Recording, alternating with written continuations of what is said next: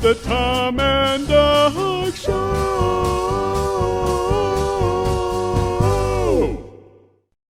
Thomas, I would like to talk about the pets of our lives. Yes, you mean like the animal pets, not the human pets. If you have any penthouse pets to talk about, I would like to hear about that too. So I had many pets growing up as a kid. I had cats and rabbits. That's what we had. Rabbits. Yeah, we had rabbits. You had rabbits. I had a rabbit. Lucy was the first rabbit's name, and then there was a rabbit named Joe Namath, and then there was a rabbit named LaMonica, and a rabbit named Star. Who named these rabbits? Well, Lucy was actually named by the nursery school that I went to where we got the rabbit. They had a rabbit named Lucy, and they said, well, we want somebody in this class to take this rabbit off of our hands. So somehow my mother thought that that would be a good thing to do. My brother and I would go out and feed him. So they lived outside of the house. They lived in a little tool shed. Cats were much more of a personality that we had in the house, so we had many cats. And then eventually my mother realized that she was allergic to the cats. So after that point, we learned how to keep the cats outside. We would have a nice little cat place for them, and then we would feed them outside. We'll play a song about pet elephants. Yes.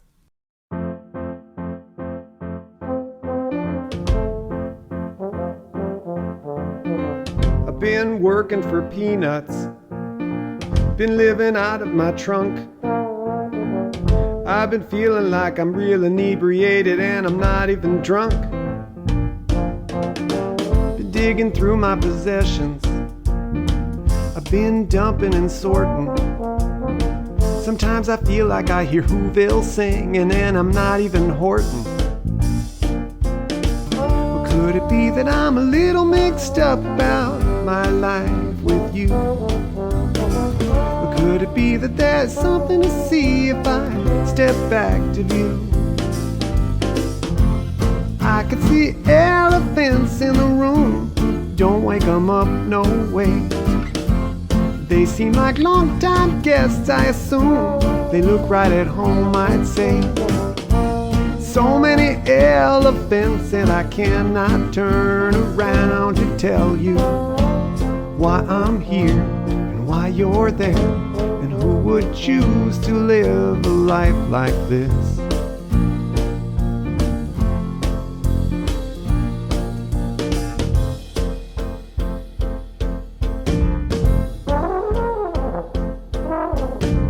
I've been selling my ivory, I've been so scared of the mice. I've been walking over eggshells on the slippery ice. We keep going for backward, we keep counting our debts. I'd like to think the time is ripe for getting better, but it never forgets. Things seem so easy to discuss and solve, but it is stuck like a lock. Life is only life and all things are solved if you can run out the clock. But I can see elephants in the room, don't wake 'em up, no way. They seem like long-time guests, I assume. They look right at home, I'd say. So many elephants and I cannot turn around to tell you why I'm here, why you're there, and who would choose to live a life like this.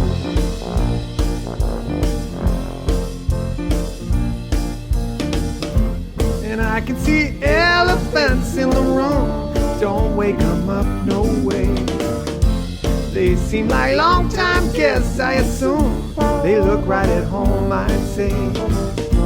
So many elephants that I cannot turn around to tell you why I'm here and why you're there, and who would choose to live a life like this.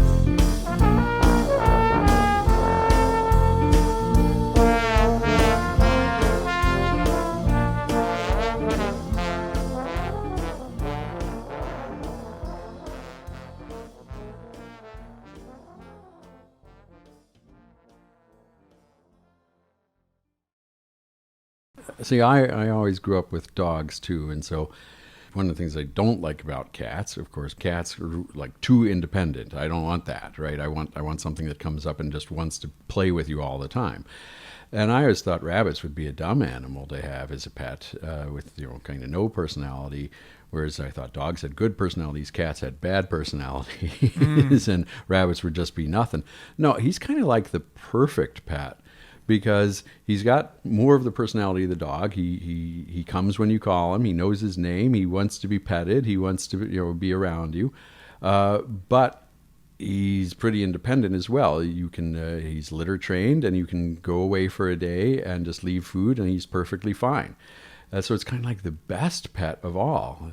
Did you ever have fish when you were a kid? Oh yeah, I had several goldfish, particularly one I remember named Ralph, because that's a great name for some reason. I thought that was an awesome name. But Ralph taught me an important lesson. He started off in a little tiny tank, and then I think we got like a 5-gallon tank, and then we got a 10-gallon tank, then we got a 20-gallon tank. Every time we got a new tank, he got bigger. At the end, he was probably a good 6 to 8 inches long. I mean, he was a big goldfish. So one thing that taught me is that we can expand to fit our environment. And the other thing is, he routinely tried to commit suicide. Oh, what was that? He was a jumper. Oh, really? There are at least 2 times where I'd walk into my room and he's flopping on the floor, and I got him in time to throw him back in the tank. So even fish are filled with ennui and harbor these secret desires of self-destruction. And if you're left alone, it's going to work. So it taught me the power of community and having someone who's willing to reach down and grab your little scaly body and throw you back in the tank.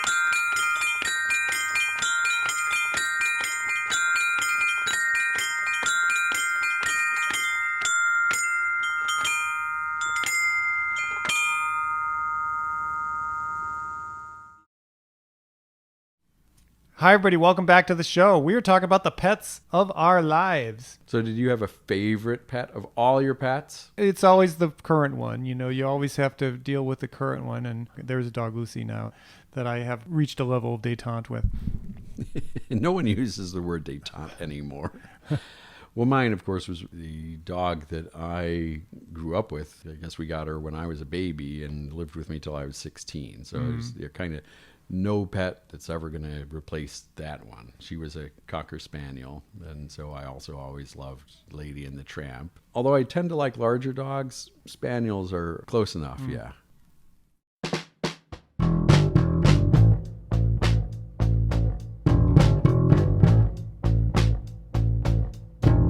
I've never felt this way before, and now my life has changed.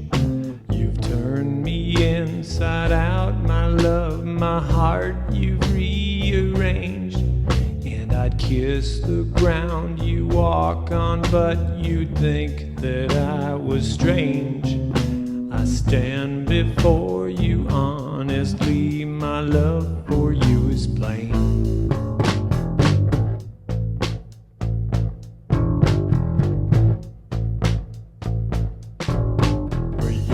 The only plunger for my sink filled with despair. I had wandered through the deepest depths where all signs said beware. I had blown out on the road of life and was stuck without a spare, till you came along and jacked me up, and now I float on air.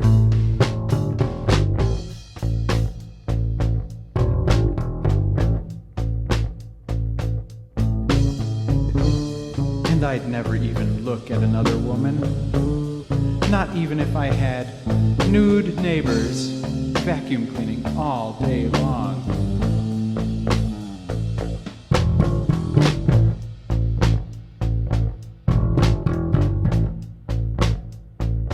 And even as we met on that deep, dark, bowling night, when the stars were out in splendor and your pants were very tight, and I noticed that you noticed me just before you threw a strike. So I'm sending you this letter. I hope that's okay.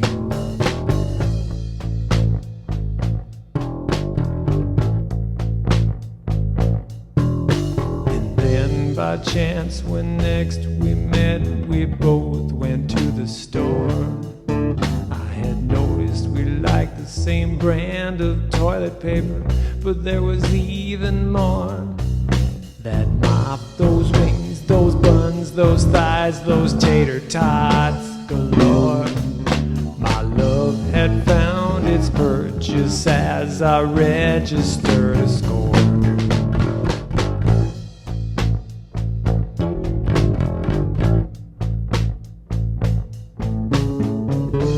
I'm coming through that habit trail of love, my little hamster. With my pouches all filled with affection.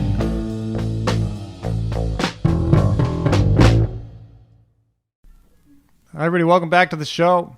So, Tom, Yep. I think our experience with pets tends to bias us. I have a game I play called Dog or Not Dog. And the rules are pretty simple, and all you guys at home can play along. Anytime you're out and you see something that could possibly be a dog, you have to make a judgment, dog or not dog, right? If it can be carry-on luggage, it's not a dog. Okay, so you see somebody out walking with a dog, and you're judging them as to whether they are a real dog or whether they are some sort of a less than a dog.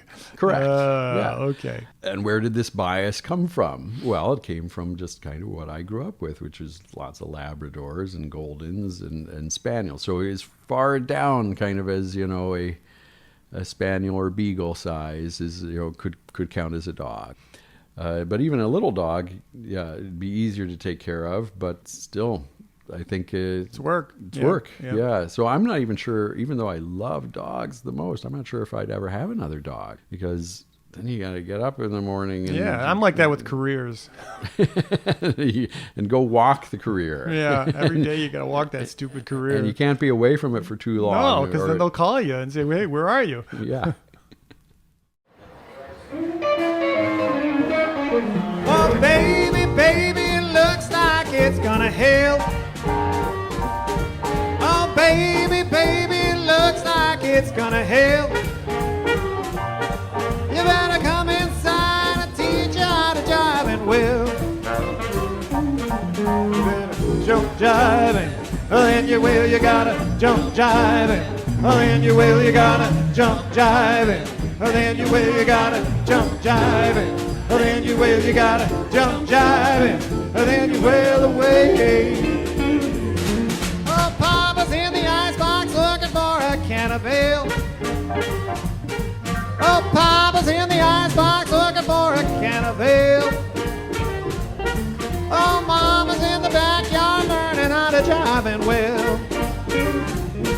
You better jump jiving. Then you will, you gotta jump jiving. Then you will, you gotta jump jiving. Then you will, you gotta jump jiving. Then you will, you gotta jump jiving. Then you will away.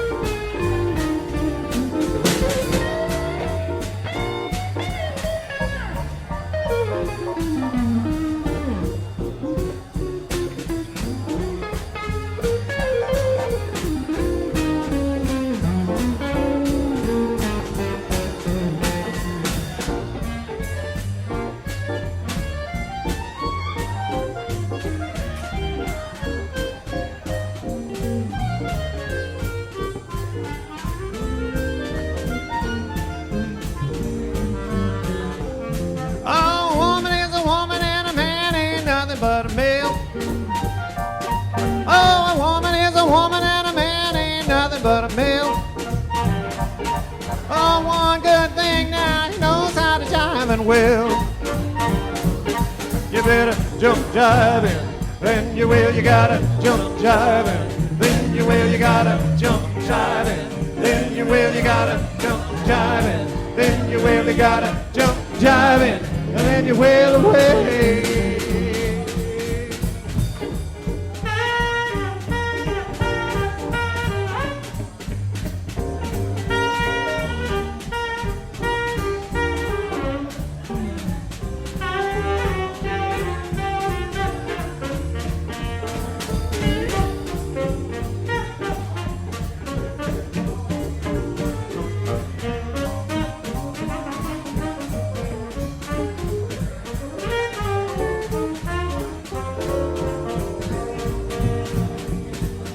Jack and Jill went up to hill to get a pail.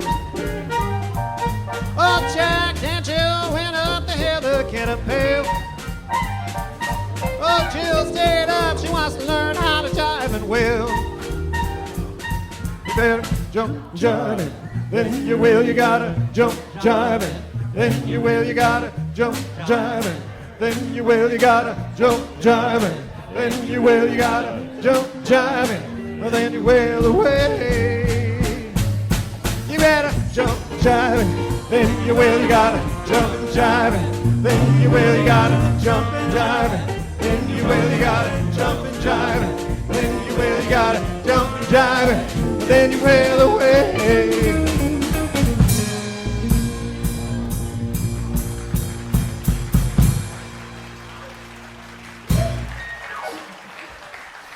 Thank you. Hi, this is Boris, and this show is brilliant simply because of me.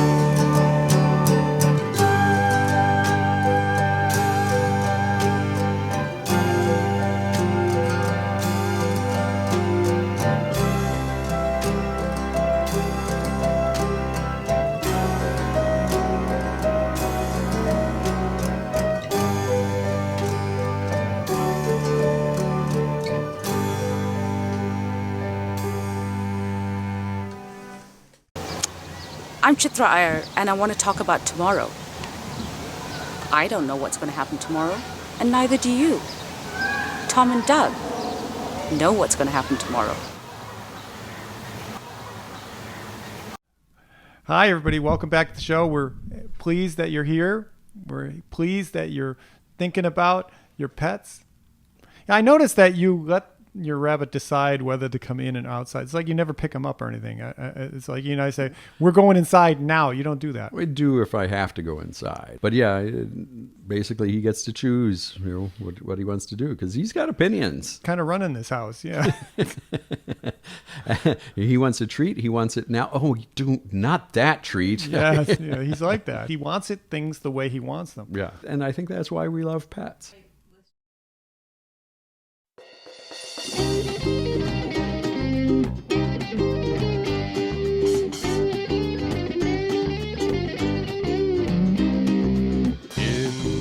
Afterlife, you could be headed for the serious strife. Now you make this scene all day, but tomorrow there'll be hell to pay. In the afterlife, you could be headed for the serious strife. Now you make the scene all day, but tomorrow there'll be hell to pay. People listen attentively, I mean about future calamity. I used to think the idea was obsolete until I heard the old man stamping his feet. In the afterlife, you could be headed for the serious strife. Now you make the scene all day, but tomorrow there'll be hell to pay.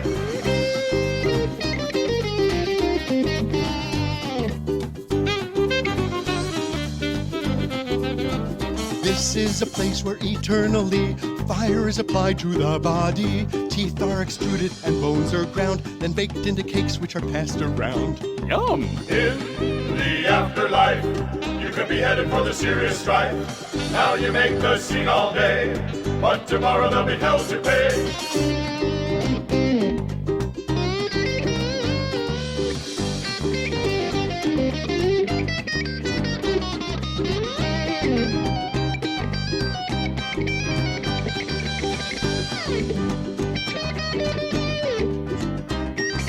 Beauty, talent, fame, money, refinement, top skill, and brain. But all the things you try to hide will be revealed on the other side. In the afterlife, you could be headed for the serious strife. Now you make the scene all day, but tomorrow there'll be hell to pay. Now the D and the A and the M and the N and the A and the T and the I-O-N. Lose your face, lose your name, then get fitted for a suit of flame. Now the D and the A and the M and the N and the A and the T and the I-O-N. Lose your face, lose your name, then get fitted for a suit of flame.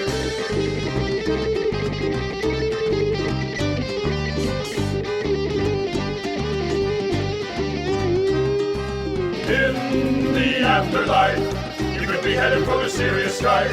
Now you make the scene all day, but tomorrow there'll be hell to pay. In the afterlife, you could be headed for the serious strife.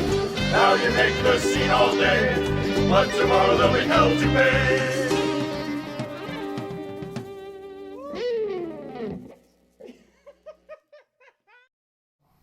Well, thank you so much for joining us. We're happy that you guys were here. We hope that your dogs are not running your life, or your pets, or your cats, or your pet iguana, or all that kind of thing. We That hope gecko, they are that kind of. They are? They kind of run your life. I think they should. They deserve it. I got enough people running my life. And they deserve it, and so do you. Oh, I deserve it. All right. I'm so sorry. Okay, we'll see you guys next week.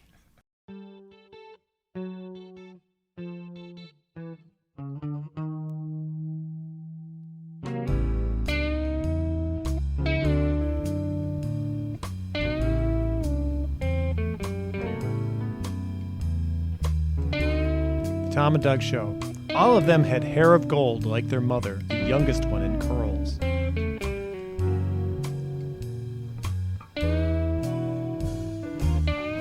Housing for Doug provided by Doug's mom. Thanks, Mom.